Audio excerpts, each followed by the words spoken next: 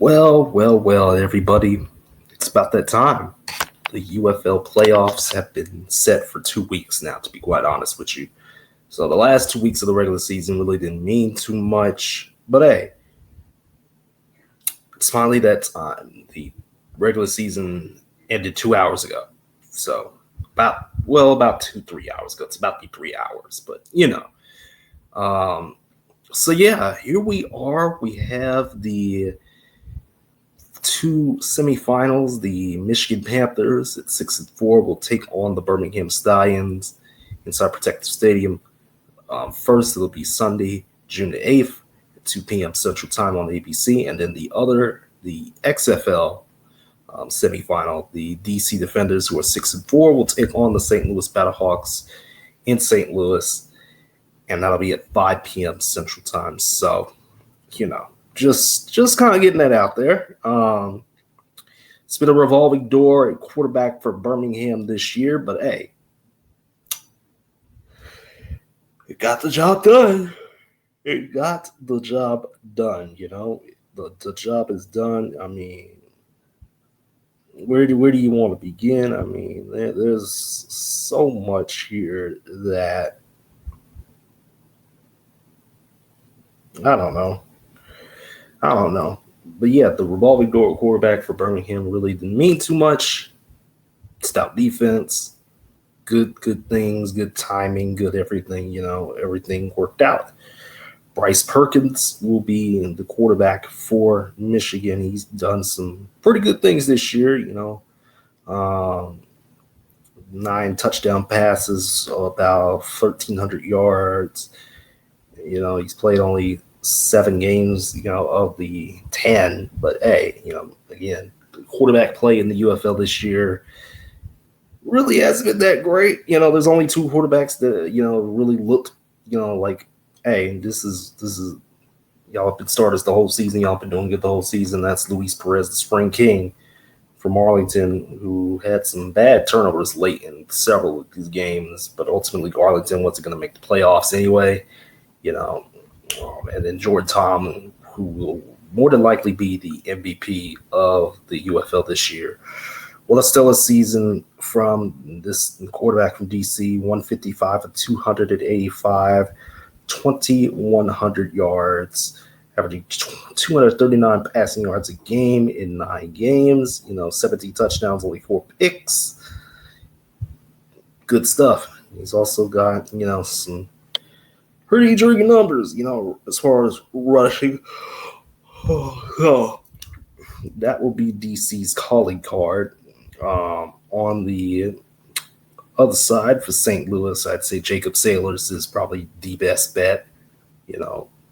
Nearly 500 yards rushing in 9 games this year. But Deion Jackson for DC will also have something to say about that. As far as, other guys to watch out for, Siaosi Mariner, one of the best catching the ball, leads the USFL in receiving yards. Chris Rowland for DC as well, and Deion Kane, of course, who's been on a tear, but yeah, those guys, definitely watch out for them. As far as, on the defensive side of the football, you have A.J. Thomas for Birmingham, DeAndre Baker for DC, Chris Payton-Jones for St. Louis, and Cam Kelly, along with DJ Miller. Those are the guys to watch, in this playoff, and honestly, can Birmingham, be stopped? And will there be a 4-peat? Or will there not be a 4-peat? It kind of depends. On what Michigan can do, because they could not beat Birmingham twice in the regular season yet again. You just have to try a little bit harder next time. Try a little bit harder this time.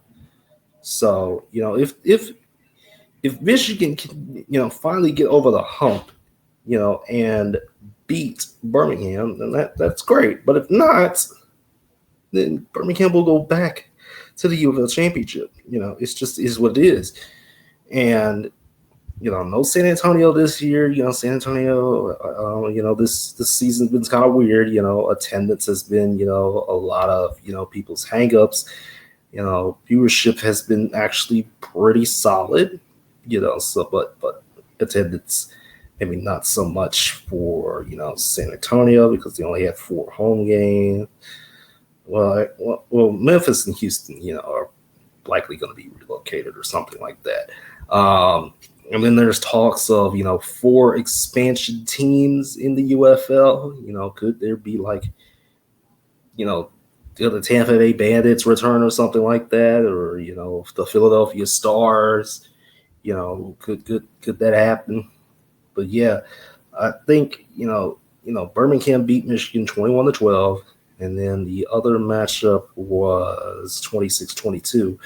Meanwhile, for St. Louis DC, who just played this past weekend, it was 13-8 in that second matchup. And the first matchup between DC and St. Louis was,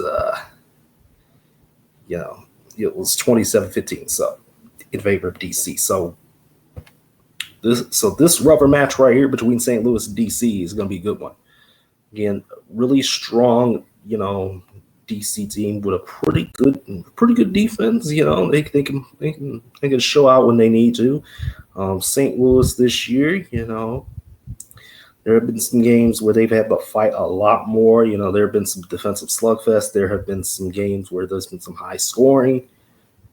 But, it is what it is. Birmingham's defense is probably the best out of all of the teams, this year so far, But, I mean, if we see a Birmingham-St. Louis rematch, which is what I'm predicting, it was 29-28 in the game, like 3 weeks ago in St. Louis. And the championship will be in St. Louis. There will be no problems as far as like, oh, well, DC, needed a home game. No, DC couldn't host.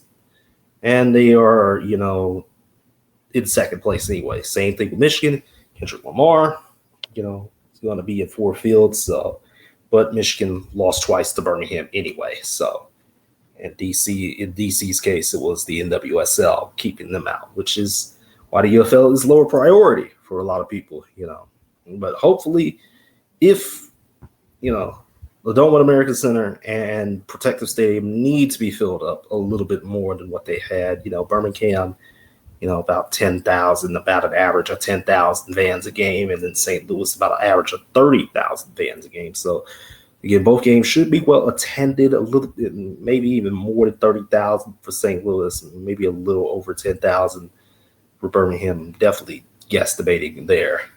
Because attendance has been one of the things that have been an issue in the UFL this year in Houston and Memphis, which again, I'm thinking both of those teams go under,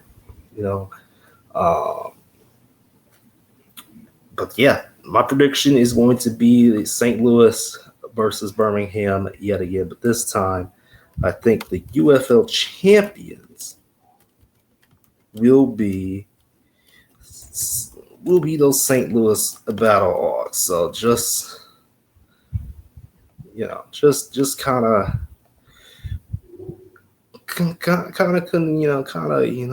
just say that. That's what I'm gonna say. So I could confirm it on screen.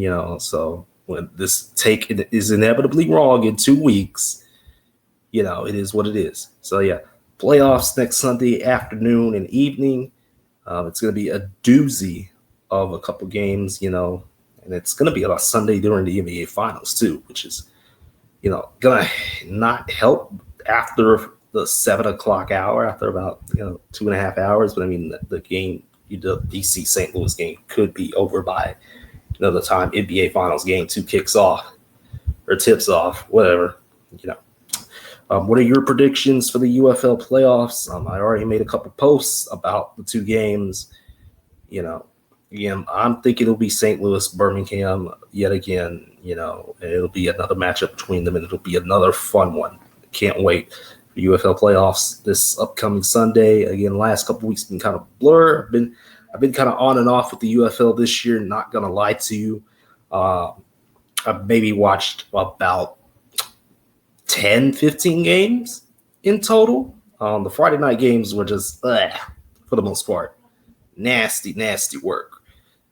Saturday games, we could see the UFL on ESPN on Sunday nights next year, which is what I'm hoping. If we go to 10 teams, I'm really hoping, we could, do something about that, try and do something different, with spring football, it's looking like, it's here to stay, with teams like St. Louis and Michigan putting up record numbers, over 15,000, fans, inside Ford Field. It's looking like it'll stay around. We'll have a year 3. We'll definitely have a year 3, at least. Issues from earlier in the season have been corrected in some ways. So, yeah, playoffs gonna be fun. Can't wait. I'll talk to you all on Tuesday. It'll be the